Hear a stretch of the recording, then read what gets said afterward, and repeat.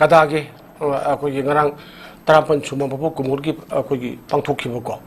방토키보다 가다게 거기 제는 세크레터리 거기 자이봉고 깃전드나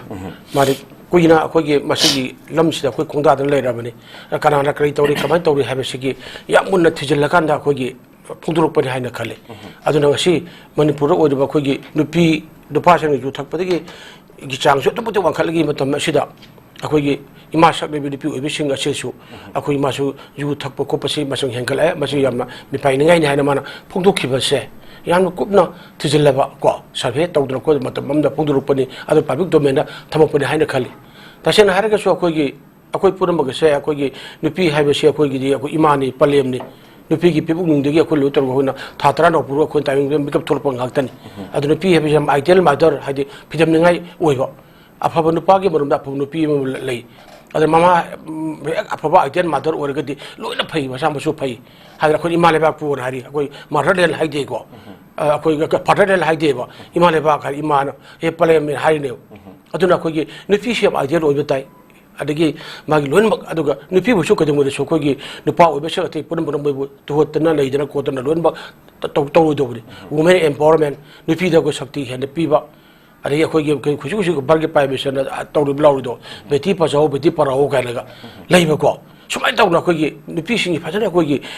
jokat tana ko tana to de nupi so agel mother moina agel women moina ai nupi ni ko ai jen haibida ko thabuk to do bne lagi dem ko magi lamsa sajat behavior character moren ko mayam pun mak ge ge jani adon hoji yengo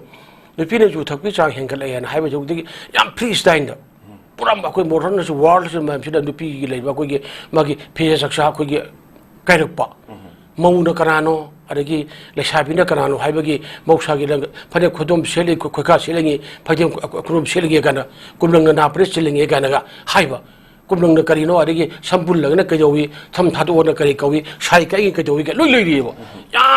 phajagam du pi gi ko gi lei ribo chumba du pi sing jena ko gi ju thakpa gi sang chi hengalakpa le manipur ge ko gi bar makan makni aruna bar ma hang e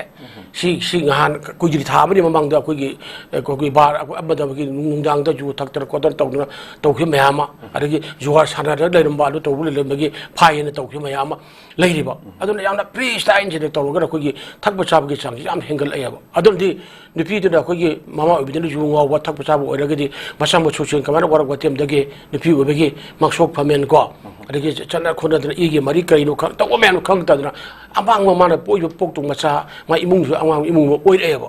aduna hojik yengu manipur ka to lab thike manipur ko commercial sex worker masabu fester masabu ju laga la ko gi sendan bi chang chimani pura tu wa khale ya na hai bi si lei ne ba de pi we bi chimbam me ama su direct ba pisa kol adagi jum khudigi pisa kol le ba to me apur mang gi ba apane puchal ko me apun no mo sin gi ba adagi hojik jing bi de pi ba ama mo je ki sit bender o ni tholok pa ko chak thi ba gi da tholok pa patukan na de pi me ama patukan phang pa se ko ne se ho laga wasam machu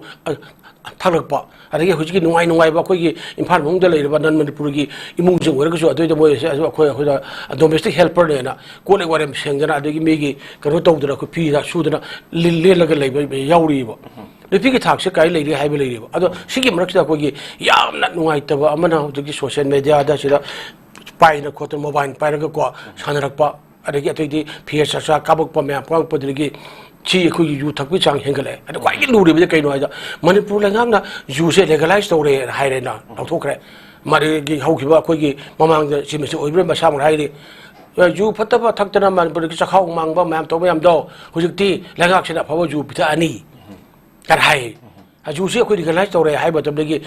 ain gi matung na regrai size department rogna hangi ba akoi gi akogi liquor shop are gi mayam pon ba ki jole ba chi akoi legalize na phadana tawruga tawri bra magi dujna dol tawdo tawdo nga achali bra haib ji khangdire khudobon haiba do je kangsi bungi maning thangwa mayam gi juma achok ba par bani pura ta hekte hujik tiki mamming edi gi hawra kana hore nungdak pung amani phau se koi opal bar leidori bani maru thai ba mayam se lo yawi angang na mayam su chu ai da yaw na thak ta yawi ari aju batam dra ngak sel ba police officer ching mang mamang da sangi du yu gi legalize tawre hai mu kam ta han na yeng de 시 로이러네요. 아주 레카이 고딩다 거기 유연백이 두관 마두고 뭐 매ям 야 벤더지 항도로 그래요. 아주나 마우사디 아마 아저기 아마다 가다 아또 이마 룹 매ям pu는 먹신라 거기 그때 마이라 파이라 간다. 네 샤벌 레나 들어오나 로이나 마찬 거 추신 것에 이샤기 빠리 간나 보기도 시 아고 타복시 로름만해봐. 마두디 마담들이 야암나 그러고 상 야암 한다름해봐. 우리 요지 레글라이즈 돌파 ada Indian men pore lekar mayam se makan pusilak pa Manipur ju sungi ma andro phayeng semai lai mam ate mam le mesri godi packaging oina tro kana mindene water sona harga nungo bi ka erga adu kauro bi ka thola ka loi da puro kana adi khusi ko gi ka ban adagi aduudha mayam sala kana mana dur hapa kana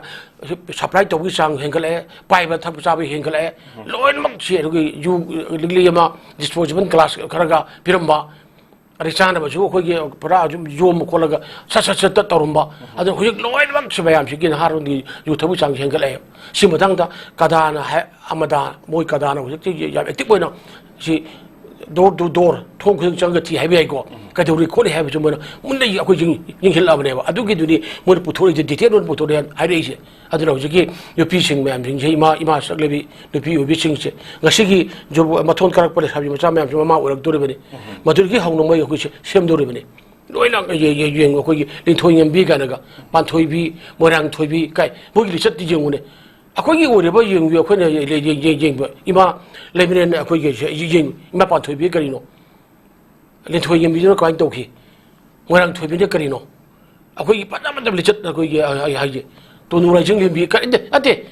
akwai pa na mama oi bi ki kari no ade ge ko ji mother teresa ka nya hai ne ri akwai na hai ri ba apa ba ima piu ka hai lai ri ba Napoleon hai ri ba natre ai hai je ai apa ba ima piu ai pitibi joi do ge नक्सु मारे बा कुछ पिदिप शासन दौरिबनी हारेगदी आइ हुम हुमनि same बांगांग से Fadna सेमगि तारगदी अफबा मापचा रुक्तोइनेबा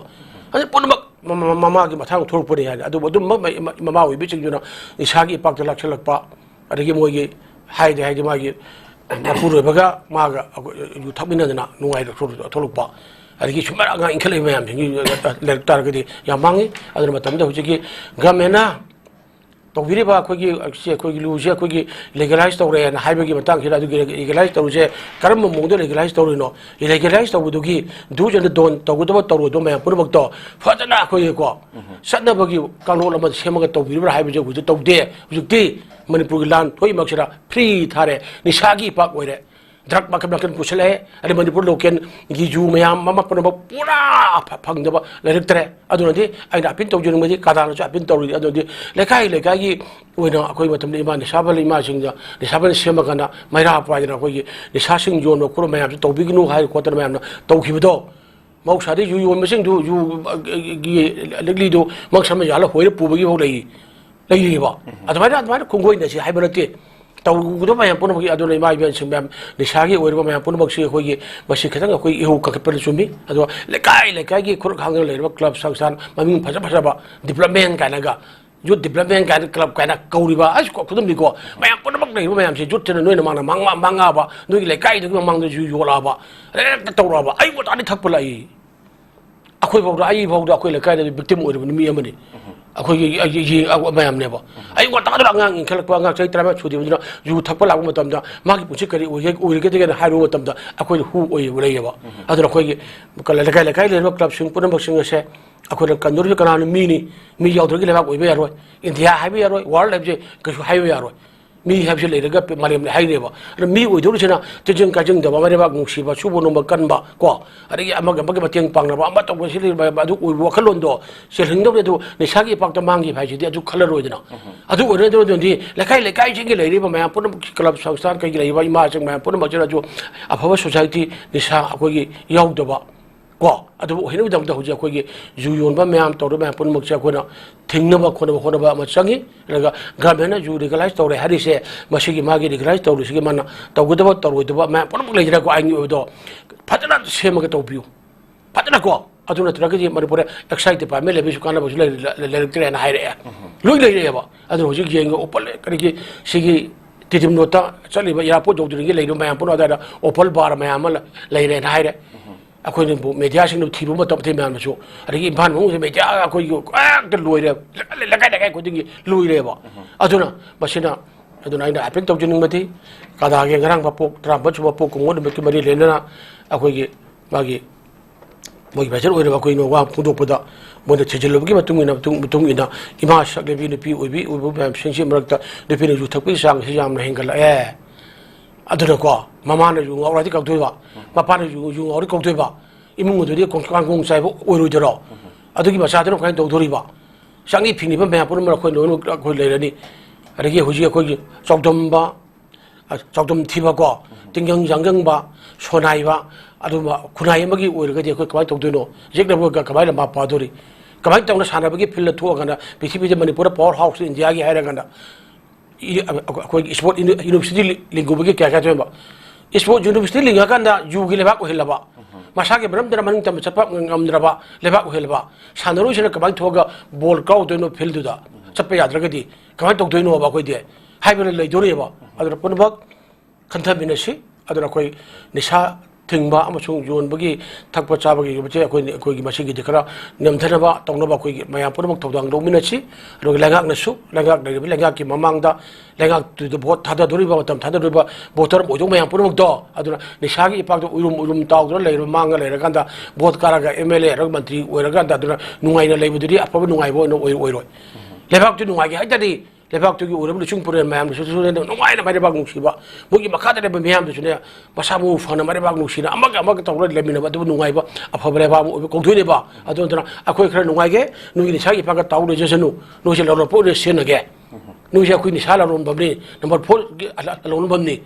haibrom sa khitar ge mangani aduna ima oirbi sing shu khorom jari ima gi khoji khadi gi thatan ro pudra koi tabing makeup tok pa gani aduna aiden murder phitim ngai oiben pi haibedo akoi ohin si haibe se koi ai thamjage